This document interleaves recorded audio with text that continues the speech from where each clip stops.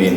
Dunia itu penjara bagi orang mukmin. Maksudnya dunia itu tempatnya soro bagi orang mukmin itu. Senang-senangnya nanti di akhirat. Meskipun orang mukmin itu sudah bisa bahagia sejak di dunia sebenarnya. Selama masih mukmin misalnya, selama masih beriman, selama masih punya iman, dia berhak bahagia dalam kondisi apapun. Makanya katanya Rasulullah itu ajaban li amril mukmin. Orang mukmin tuh keren pokoknya itu. Orang mukmin tuh menakjubkan. Ajaban li amril mukmin. Orang mukmin tuh keren pokoknya. Kerennya kenapa? Kalau dapat musibah dia bersabar. Kalau dapat nikmat dia bersyukur. Apakah ada yang lebih keren dari dua sikap ini, sabar dan syukur? Kalau bersabar dia pahalanya itu surga, yang surganya itu sejak di dunia. Orang sabar tuh merasakan kelezatan, kenikmatan hidup. Orang bersyukur itu nambah nikmatnya. Sudah hidupnya keren sekali pasti, tidak ada pilihan yang ketiga. Maka dalam topik ini adalah bagaimana seorang pembelajar khususnya saja itu harus merasakan dulu capeknya belajar, perjuangan belajar, proses yang luar biasa itu harus dirasakan kalau mau merasakan nikmatnya hidup. Kalau enggak bisa, dia harus capek memang belajar itu. Maka lanjutannya adalah saya ulang lagi sedikit biar nyambung. Faman sabara ala dzalika, siapa yang bersabar terhadap proses itu, proses perjuangan menggapai impian, menggapai ilmu, siapa yang bersabar, wajada ladzatal ilmi, maka dia akan mendapatkan, merasakan kelezatan ilmu. Dia akan nikmat sekali dengan ilmu. Tafuku sa'ira ladzatid dunya, yang mengalahkan seluruh kelezatan dunia. Orang kalau sudah kadung kecantol sama ilmu, maka kenikmatan yang lain tidak bisa menggodanya.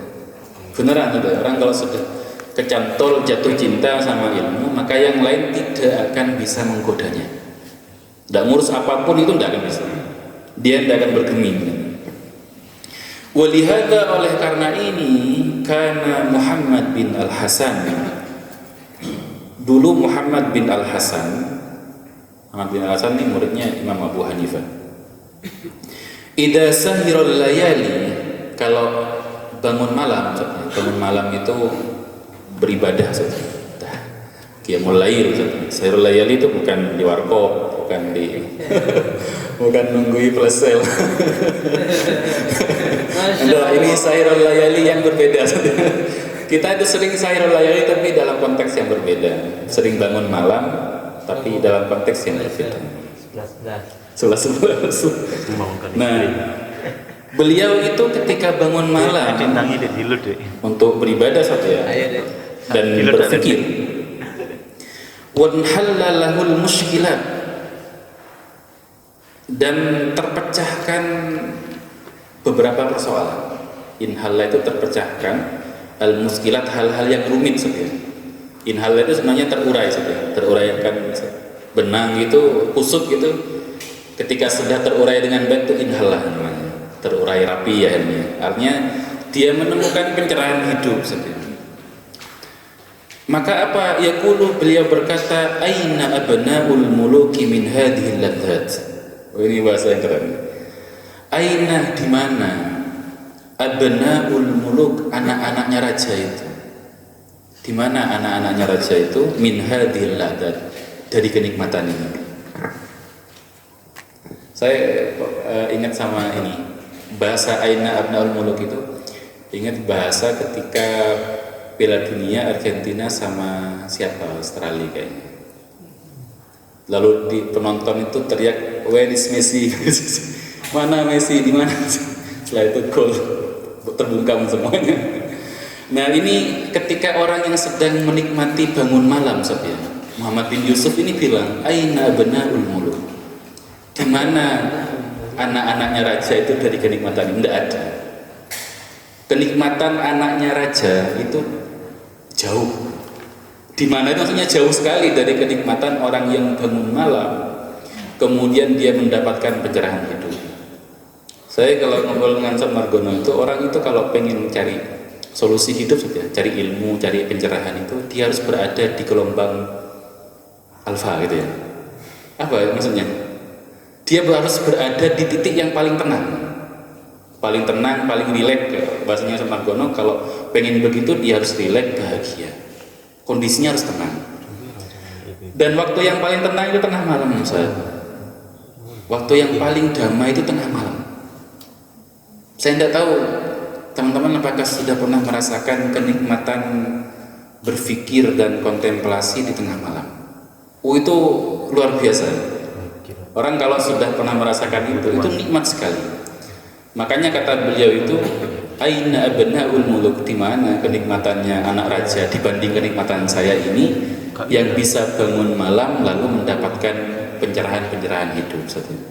Jadi kalau panjenengan mengalami muskilat saja, muskilat itu rumit-rumitnya hidup, coba bangun malam, duduk saja setelah itu, duduk berpikir, tidak perlu aneh-aneh, sudah mungkin tidak perlu terlalu berat ngaji misalkan, itu mungkin kalau keberatan, duduk saja sudah, duduk termenung, mikir nikmatnya Allah sudah. Kalau perlu pejamkan mata, itu sudah nikmat yang luar biasa. Dan itu nggak didapatkan sama anak-anaknya pejabat, anak-anaknya raja, karena mereka tidur dengan penuh kerumitan, mereka tidur dengan penuh permusuhan, konflik dan macam-macam. Antum bangun dalam penuh kedamaian. Itu sabdanya masuk dengan nikmat. Wayambawi litalibil ilmi, wayambawi dan seharusnya litalibil ilmi, bagi para pelajar, alla yastawilah bisayyin akhar, tidak sibuk dengan yang lain, ghairil ilmi, selain ilmu. Kalau levelnya masih belajar, ya sibuknya dengan ilmu, jangan sibuk yang lain. Fokus gitu saja, karena orang fokus tuh mudah cepat menggapainya ketimbang orang yang terpecah pikirannya. Maka dia harus fokus dengan ilmu dan tidak disibukkan dengan yang lain.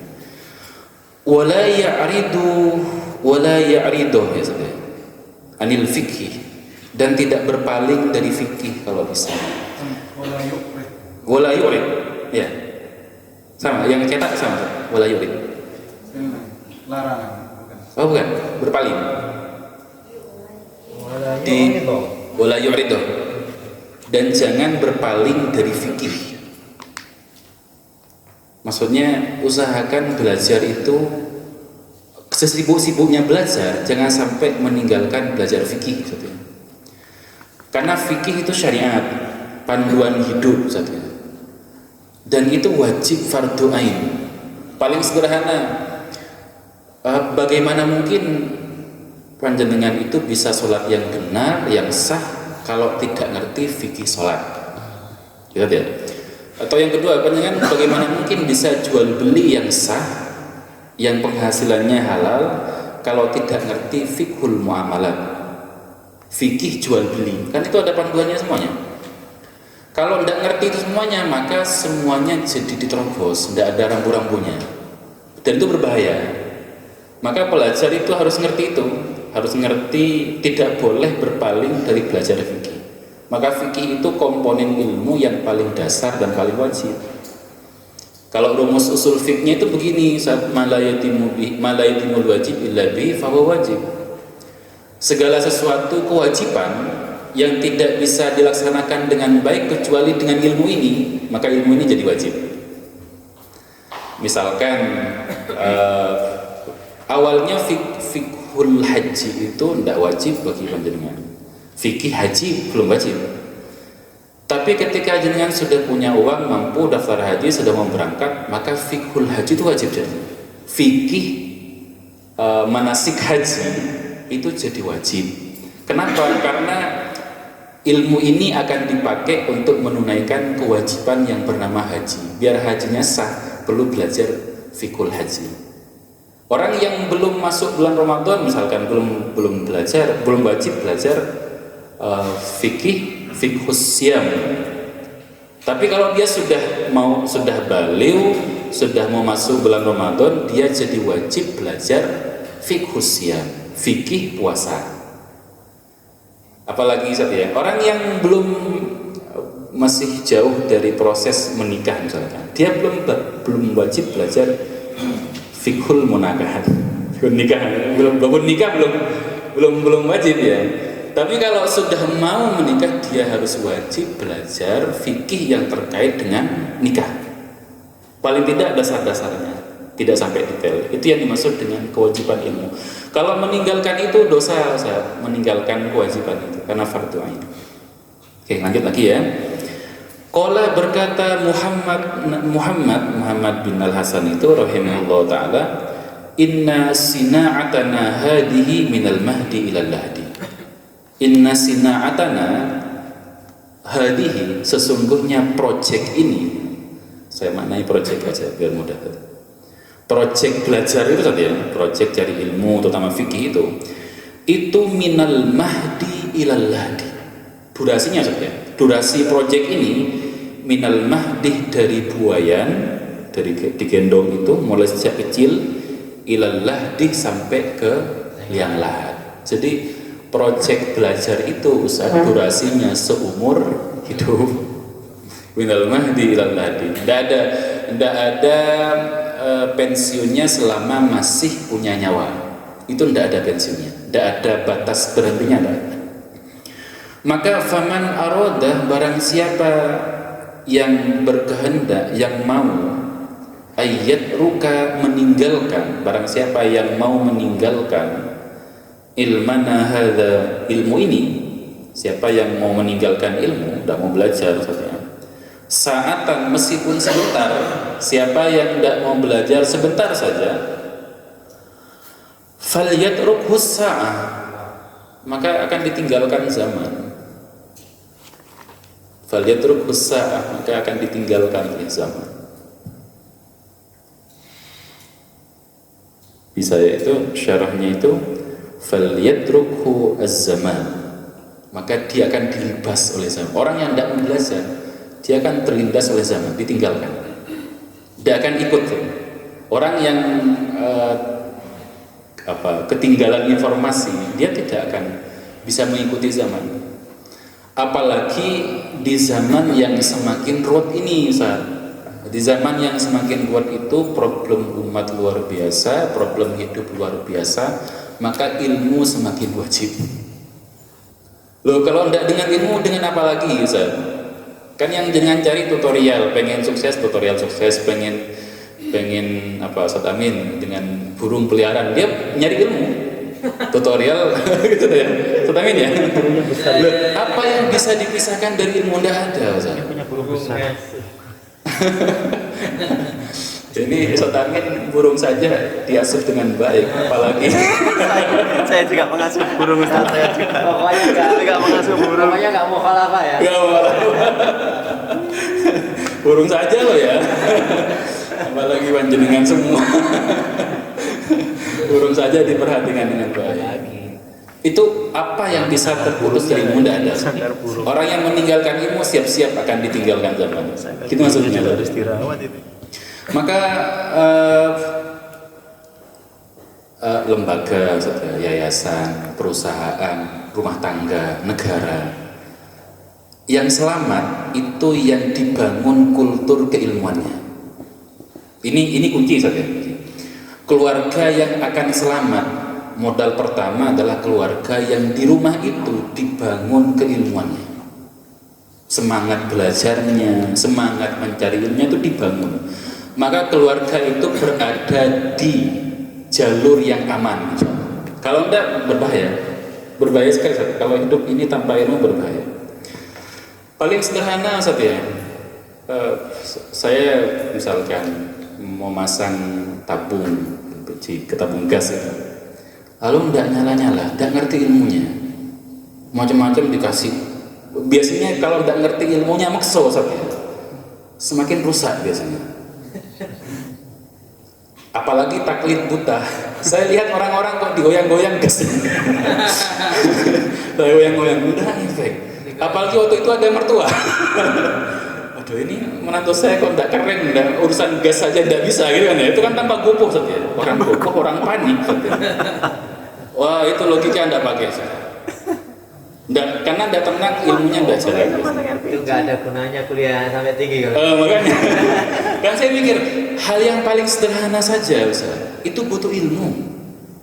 Kalau enggak fatal saja. Hal yang paling sederhana saja.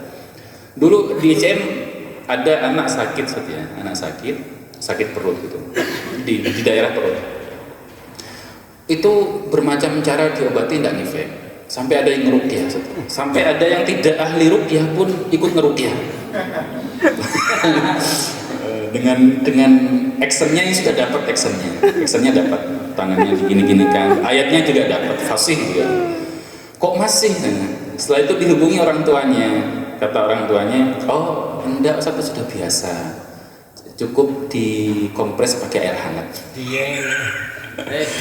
Ilmunya itu saya sebenarnya, tapi karena kita tidak ngerti ilmunya, bingung, panik, dan seadanya. Padahal ilmunya cukup dikompres saja. Sudah, setelah itu diambilkan botol air, terus diisi air hangat, dikompres. Tidak lama sembuh. Jadi hal yang paling sederhana begitu, kita butuh ilmu. Kalau enggak ruwet pasti saja. Orang yang tidak ngerti ilmunya pasti ruwet.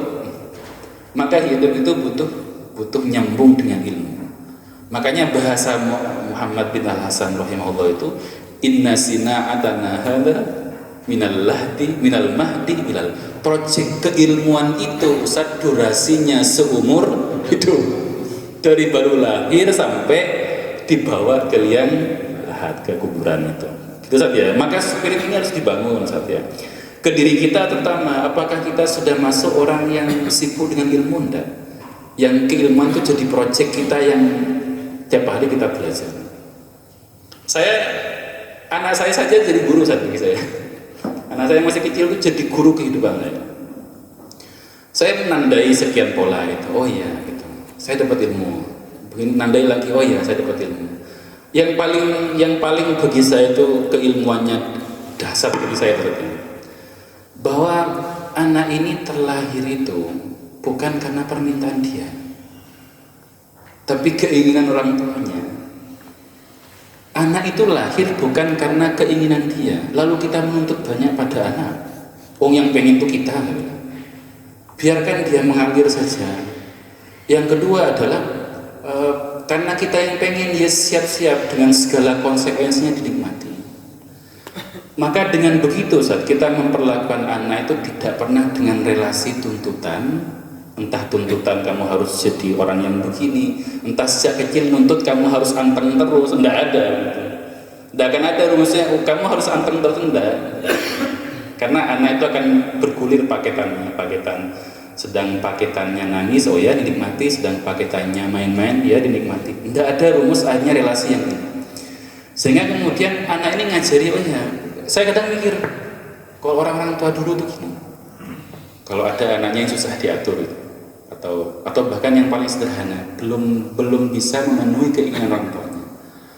Nah ini kamu tidak ngerti ya betapa saya dulu tuh susah payah di saat hamil kamu itu, dan saat melahirkannya pun juga mati-matian. Masuk kamu tidak mau ini dengan saya? Bagi saya itu rumusnya jadi bermasalah. Itu amal baik orang tua yang tidak perlu diungkit pada anak. Bagi saya saja, saya belajarnya begitu. Yang kedua adalah anak itu kalau bisa request lahirnya, andaikan anak itu berpikir dengan tanda petik liar, loh saya itu tidak pernah minta dilahirkan. Itu yang pertama. Yang kedua, kalaupun saya boleh request dilahirkan, saya milih request dilahirkan jadi anaknya Raffi Ahmad saja. Tidak susah hidup saya. Itu kalau impiannya dunia, tapi kalau impiannya keilmuan dan agama, saya mending lahirnya jadi anaknya Syekh itu aja. Lahir jadi anak orang yang alim luar biasa. Tapi kan tidak begitu. Maka relasinya tidak akan menuntut pada anak. Ini anak ini titipan saja. Allah mau dijadikan apa, saya hanya bantu doa dan mengawal. Sudah gitu. Itu ilmu saja, dan kita harus belajar dari siapapun. Kalau menurut saya belajar dari siapapun. pun dan apapun. Yang penting jenengan tumbuh berkembang tidak stagnan, terus tumbuh.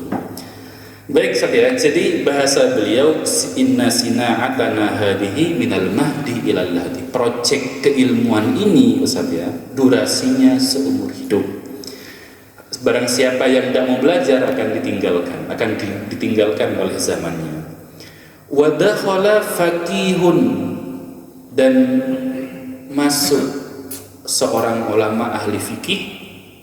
Wa dakhala faqihun, suatu hari masuk faqihun. Siapa? Wa huwa, namanya Ibrahim bin Al-Jarrah. Suatu hari ahli fikih yang bernama Ibrahim bin Al-Jarrah masuk ke rumahnya ala Abi Yusuf, masuk ke rumahnya Abu Yusuf, ya'uduhu, untuk menjenguknya.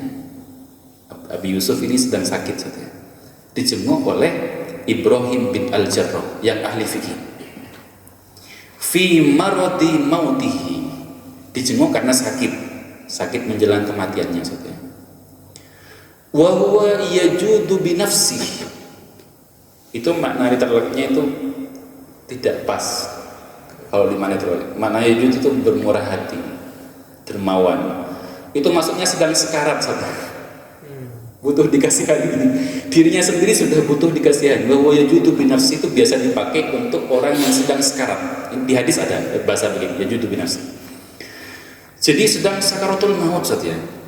Yang jangan bayangkan orang sakaratul maut itu gimana? Ya sudah susah diajakin, tidak terlalu nyambung kan, itu saja sudah susah pokoknya. Lalu faqala Abu Yusuf, lalu Abu Yusuf berkata, di saat sakaratul maut itu masih bertanya saja, lahu, kepada yang jenguk itu, yaitu Ibrahim bin Al-Jarrah. Apa perkataannya? Romyul jimar rokiban afdalu am rojilan. Melempar jumroh itu rokiban dengan berkendara, lempar jumroh sambil naik apa artinya? Kuda. Kalau sekarang masuk kuda. Ada kendaraan tuh yang riwari di sekitar Ka'bah sebenarnya kan banyak. Skuter ya. Katanya beliau Ustaz ya, yang sedang sekarat ini Ustaz ya, nanya pada yang jenguk, melempar jumroh dengan berkendaraan afdalu, apakah lebih utama, amrojilan, atau jalan kaki yang lebih utama? Gitu maksudnya. Kalau panjenengan haji kan ada rukun haji itu lempar jumroh saja. Itu lebih utama berkendaraan atau jalan kaki? Ini ditanya oleh Abu Yusuf yang sedang sekarat kepada penjenguknya yang ahli fikih. Orang ini proyeknya benar-benar keilmuan sampai mati. Gitu maksudnya. Di saat sekarat pun tidak sibuk yang lain, tidak sibuk warisan, tidak sibuk ini, tapi keilmuan yang ditanya. Karena memang Nabi itu mewariskan keilmuan, para Nabi itu keilmuan yang diwariskan. Sehingga beliau itu yang mumet di pikirannya keilmuan, sampai akhir hayat sakaratul maut yang masih mumet di pikirannya adalah keilmuan. Jadi yang ditanya dalam pikirannya itu sebenarnya yang lebih utama itu kalau lempar jumroh berkendaraan atau jalan kaki sih sebenarnya. Karena Rasulullah melakukan dua-duanya. Rasulullah lempar jumroh jalan kaki pernah, dengan berkendaraan juga pernah. Nah, falam ya'riful jawab. Lalu penjenguknya tidak bisa jawab, padahal ahli fikih. Tidak bisa, bingung. Ditanya yang lebih utama mana itu bingung. Falam ya'rif al-jawab, tidak bisa jawab. Penjenguknya tidak bisa jawab. Fa'ajaba bi nafsi. Lalu yang sakaratul maut itu jawab sendiri. Dalam kondisi sakaratul maut dia menemukan jawaban. Saking sibuknya dengan keilmuan. Fa'ajaba bi nafsi, dia jawab sendiri. Nanti rumusnya ada saja di fikih haji. Nanti ulama beda pendapat. Apakah lebih utama berkendaraan atau jalan kaki? Ada yang nanti yang mentafsir, memperinci. Yang pertama jalan kaki, yang kedua berkendaraan, mengkombinasikan sekian tadi. Tapi poinnya bukan itu. Poinnya adalah beliau ini sampai sakaratul maut pun masih sibuk mikirin ilmu. Kenapa? Mengamalkan hadis utlubul ilma minal mahdi ilal lahdi. Belajarlah mulai dari buayan sampai belian lahat. Kalau bahasa Abi Yusuf di sini apa tadi? Inna sina atana hadihi, proyek ilmu itu mulai lahir sampai akhir hayat. Itu saat kata kuncinya adalah dekatkan keluarga kita, anak-anak kita dengan keilmuan, maka itu jalan terbaik untuk selamat dan bahagia. Kalau enggak biasanya akan fatal. Banyak missnya, banyak miss hidup nanti, banyak kesalahan dalam kehidupan kita. Itu mungkin saja. Barangkali ada pertanyaan, silakan. Ini kehabisan baterai. Oke. Monggo, ada pertanyaan? Kalau zaman dulu itu Rasulullah ngaji tidak pakai mix atau? Jamaahnya membludak. Suaranya. Tapi dalam sebuah riwayat itu jamaah yang paling belakang pun mendapatkan suara yang sama, kualitas suara yang sama dengan yang dulu yang paling depan. Saya tidak tahu bagaimana ngatur volume suara itu. Seperti sholat di Masjidil Haram atau Masjid Nabawi, panjenengan ada di dalam, di belakang imam, dengan di luar masjid sekalipun yang masih dekat dengan masjid, itu kualitas suaranya sama. Itu pengaturan audionya yang luar biasa. Kalau kita sekarang tergantung dengan mic kalau mau ngomong dengan banyak orang. Kalau di kelas tergantung dengan media belajar biasanya. Kalau sudah media belajarnya habis, kita mati gaya biasanya. Saya pernah diajar namanya Ustaz Sa'ad Ibrahim. Beliau mantan ketua PWMU Jawa Timur. Sekarang sudah enggak. Mualim luar biasa. Kalau ngajar enggak pernah pakai kitab, enggak pernah pakai PowerPoint, enggak bawa apa-apa. Tangannya melambai. Hanya minta spidol. Sudah, setelah itu beliau ngajar akan menjelaskan tafsir biasanya dengan mind mapping di papan itu. Enak banget, mudah dicerna. Dan beliau bilang begini, orang yang ngajar ngandalkan PowerPoint, dia sebenarnya tidak punya power dan tidak punya poin. Kenapa? Ketika listrik mati, habislah keilmuan dia. Habislah kayaknya. Jadi dia ke kelas tidak bawa apa-apa, hanya minta sediakan spidol dan dia akan menjelaskan kerumitan ilmu itu dengan cara mind mapping. Ini tidak sedang menganjurkan jenengan masuk kelas tanpa PowerPoint. Karena itu juga penting. Sudah ada pertanyaan? Ampun. Alhamdulillah, semoga Allah mendekatkan kita dengan keilmuan. Amin. Semoga anak-anak kita yang di rumah maupun yang di JM dijadikan orang yang dekat dengan ilmu dan cinta dengan ilmu. Amin ya rabbal alamin. Kurang lebihnya mohon maaf. Kita tutup dengan doa kafaratul majlis. Subhanallah wa bihamdihi. Wassalamualaikum warahmatullahi wabarakatuh. Waalaikumsalam warahmatullahi wabarakatuh.